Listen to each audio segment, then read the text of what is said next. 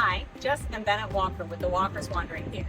As full-time RV travelers, we love to explore new areas, whether it's in nature or in towns. And one of the easiest ways to do that is on our AIMAEbikes. Now, they are great for us to have as transportation to make it easy in and out of traffic and go all over the place, but there are a couple of things that make it a little challenging. We got these bikes, we used our old bike rack that by the specs said it could hold these e-bikes because they are heavier because they got a big battery in it.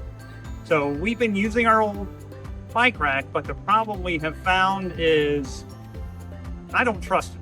I don't know if it's really quite heavy duty enough for our bikes. And the last thing I want to do is hit a bump going down the interstate and have our bikes come off. So we started shopping for a bike rack that is made heavy duty, strong for your bike rack so you'll feel comfortable going down the road and not losing your bikes. So we've come across the CRAVOT E2 hitch bike rack. So it appears like it's a very strong heavy duty bike rack. It's rated for much heavier bikes than even these. So we are going to unbox it, put it together and put it to the test.